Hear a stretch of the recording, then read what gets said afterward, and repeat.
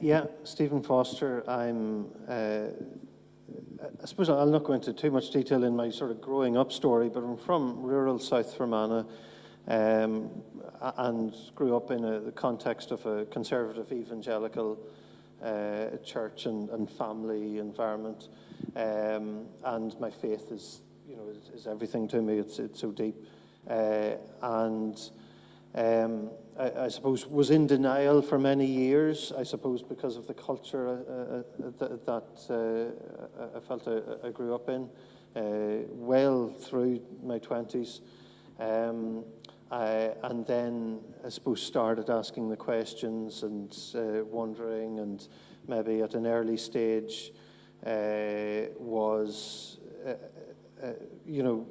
starting to really be clear and try to be more confident in myself about my identity, that I was gay. And yet it still took years for me to be more confident about speaking out and being articulate. I'm a Methodist minister,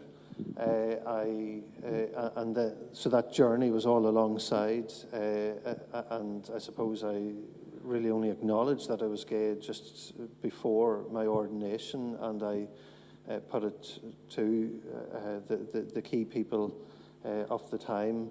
I said I didn't want to be ordained under a false pretense, and I'm thankful for the understanding that I got at the time, and yet was fully aware of the restrictions that the orientation was okay, but not the practice, that sort of distinction. Now, I've been on a journey myself since then, but I suppose up to the point where I sort of publicly confirmed that I was gay about 1.5 to 2 years ago. And I suppose, I think, as far as I'm aware, the only Methodist minister that has. So there was a lot happening there, and yet I'm in a context, and that for me has been a challenge. Loneliness is a big issue for me. My church community in Gorey, County Wexford, were very warm.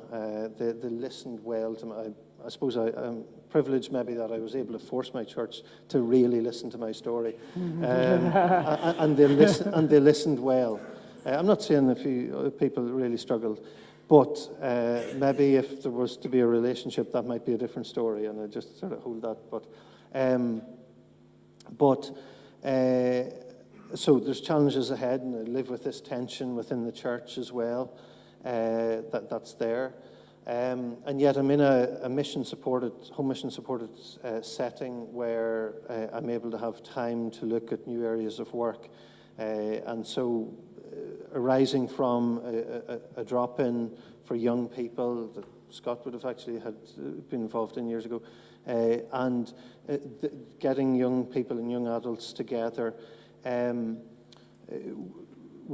prayer group has started of 18 to 20-year-olds, young men just sharing together and praying together, all from a non-church background or no interest in church. And I'm exploring with them what it means, but the freedom and the joking in this group. One of those guys himself is gay, and the joking around about me being gay and everything else within that group, I just love it, because it's real, it's gritty, and I think that's the setting for me that I'm trying to explore. How do we be church in this setting and be open and real, and so I don't think and yet I also live within the wider church challenges as well.